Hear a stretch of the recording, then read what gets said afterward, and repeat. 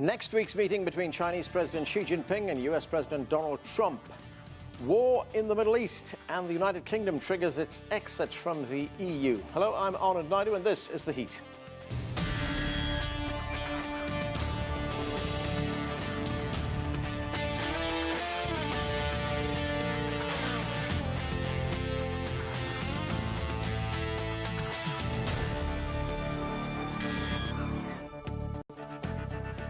Welcome to our weekly roundtable, where we talk about some of the major international issues making news.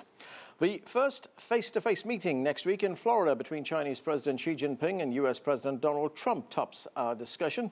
The two leaders are expected to exchange views on important issues like trade and security. Meanwhile, war continues to rage in the Middle East, with new concerns that the US is becoming more engaged militarily. And the United Kingdom goes it alone as it pulls the trigger on its decision to exit the European Union. So lots to discuss. Let's get right to our panel. Joining us is Douglas Paal. He has served in both the Reagan and Bush administrations, and he's an expert on Asian affairs. He's now Vice President for Studies at the Carnegie Endowment for International Peace. Also with us is Andrew Small. He is Senior Transatlantic Fellow for the German Marshall Fund of the United States. And joining us too is Zhang. He is Chief Correspondent for the Shanghai Wen Hui Daily in Washington. Welcome to all of you to the show. Song, let me start with you. Let's talk about the meeting between the President of China and the President of the United States, a highly anticipated meeting. They have lots to discuss, of course, but how important will it be in setting the tone for the future of China-US relations? I think it will be the most important meeting for Mr. Trump and also Mr. Xi Jinping in this year. And we know Mr. Trump had a lot of rhetoric against China when he was campaigning. And after he was elected, he also had a phone call with Taiwanese leader. But after he joined the White House, I think the communication between the two sides have been very quick. And we see the visit of Mr. Yang Jiechi here in DC, and also Mr. Tillerson's visit in Beijing.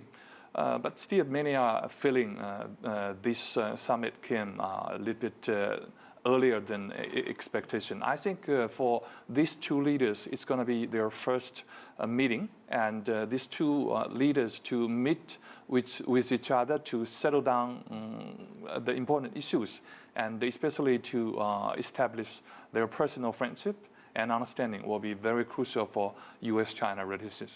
What do the Chinese make of the fact that this meeting is taking place in Florida and not at the White House? I think it's going to be more like personal interaction instead of official discussion in the White House. And also we know that Mr. Trump doesn't have a full team at this moment. So it might be better for the two leaders to meet in an informative way. Okay, Douglas, many see this as the most important relationship in the world. There are major issues like trade and security, which will be discussed, as I mentioned. What are your expectations of the summit?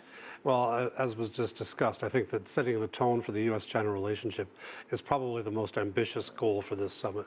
How these two leaders, both self-styled strong men, will get along with each other and find ways to supersede, to manage, to push to one side the various difficulties that are going to come at them on the international scene and in our bilateral economic relationship. It matters a lot how they see each other and how they respect each other. Establishing mutual respect, establishing a workmanlike attitude is probably the most important accomplishment. But it's coming early, it's coming with not much preparation, and so it brings some risks as well. Andrew, of course, this is a meeting that's not only going to be watched closely in China and the United States, it's going to be watched closely around the world. The fact that these two leaders are meeting so soon after President Trump became president, will that send a reassuring message to people around the world? Absolutely. I think there was a lot of concern, including in Europe and elsewhere, that the tone of the campaign and some of the issues that came up during the transition might lead to a more conflictual relationship between the United States and China going into the early months of the administration. It remains to be seen whether that will be the case on trade, but at least on some basic parameters, things have somewhat settled down, and the fact that the summit is taking place at all is something that I think is a cause for reassurance. I'm actually just back from Germany, where I was taking part in simulations on US-China conflicts and what it would mean on trade and security for the rest of the world. This was not happening before. There are concerns about what some of these dynamics look like at the moment, so people will be watching very closely to get a read on whether they're able to have a level of continuity from the past administration, whether there are areas that will be stabilizing forces in the relationship, and whether some of the basic principles in the US-China relationship that have been there and have, I think, reassured other partners that worry about these things for some time will be respected.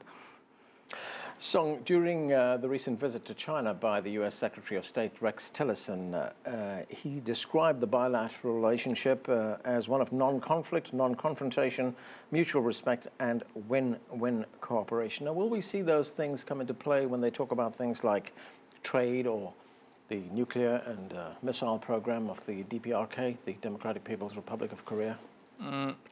About Mr. Tillerson's comment, still there are some discussions in here in DC, and some were saying that Mr. Tillerson didn't know exactly what he was talking about, because that new type of great power relationship is Chinese rhetoric, and it may be tricky and US may lose, but I think Mr. Tillerson knew what exactly he was talking about, and it might be the new approach of Mr. Trump toward China, and he may mean in a different way on this great power relationship. He wanted to get more respect and cooperation from Chinese side on trade, on this DPRK nuclear issue. And I think China is ready to have some give and takes on different issues. And in China's opinion, these issues can be solved if the two sides will be prepared. What do you make of that, Douglas? Because Rex Tillerson was very tough during his confirmation hearings. He was issuing all kinds of warnings to the Chinese. This tone sounds a lot softer. It sounds like a change of signals. I'm not sure whether it means a real indication of what the policy is going to do in the future. It's in business practice, it's not uncommon to try to get off to a warm relationship with your counterpart and leave it to underlings to handle the tough give and take and negotiations and sort of separate the two levels of operation. And that would be typical of a Tillerson as a former head of Exxon or Trump as a head of the Trump organization. So whether we're seeing the whole play out at once, I think probably is unlikely. We're more likely to be seeing the first act, and some tough stuff will come later. What's been impressive to me is that many people on the Chinese side seem to understand that. They know this is going to be for face reasons. They want to take away an expression of mutual respect. But when it gets to the tough stuff, China's prepared to stand and fight if it has to. So you think they would be putting on both men, Rex Tillerson and Donald Trump, would put on their business hats? That's what I see. I see people trying to be transactional. Andrew, President Trump has already met with a number of world leaders, Shinzo Abe of Japan, the British Prime Minister Theresa May, the German Chancellor Angela Merkel. When we look at these meetings, how important is chemistry in these meetings? And, does it make a difference to either side, as I asked Song, that this meeting is taking place at a golf club, really? The chemistry is important. People don't entirely understand some of the policies that are coming out from the new administration as well. Being able to sit down directly with the president and get a feel for both him and the process that's actually leading up to these summits and some of the other personalities involved is really, I think, very useful for these leaders at the moment to get some sort of a grip on the trajectory of US foreign policy. Now, at the same time, it's the underlying dynamics and factors in play matter more. I mean, I think of the three meetings that you mentioned, the most successful one was undoubtedly with Shinzo Abe. The chemistry, I think, was notably poor during Angela Merkel's visit, and not super, actually, during Theresa May's visit. But I think that reflects different attitudes that exist in the UK-US relationship, how Germany sees its role in the world, and the way that Abe is looking at leveraging this relationship even for some of his own security agenda in the region. So I think the substance does in the end matter more to that. Well, as you point out, he held the hand of one leader and refused to shake the hand of the other. Song, there was a commentary piece in the Chinese news agency Xinhua, and it noted that it would be naive to think both sides can bridge their differences in one diplomatic meeting, but it also says that if both sides can act in good faith and trust, these differences would be easy to tackle. What are your expectations? I think both sides are not so naive to believe that one meeting can solve all the things. And I think, but in Chinese philosophy, if you have the correct direction, a lot of things can happen. And as I said, China might be ready to do some give and take. And in fact, China and America do have a lot of common interests in different very crucial issues like DPRK nuclear issue. The both sides are firmly opposed to nuclearization of the peninsula, and they all want to solve this issue, maybe finally through diplomatic this negotiation. So I think if Mr. Trump and Mr. Xi Jinping will be having some understanding on this issue, to solve it will take time, and there will be a lot of disputes. But I think there will be hope. Some things can happen. So Douglas, these meetings that take place, and you've had experience of these meetings, should we expect some profound statement or agreement to come out of it? I don't expect that. I think it's a matter, again, of tone, of workmanlike concentration. Every indication I'm getting is that the Chinese side is coming prepared to respond to some of our concerns about North Korea.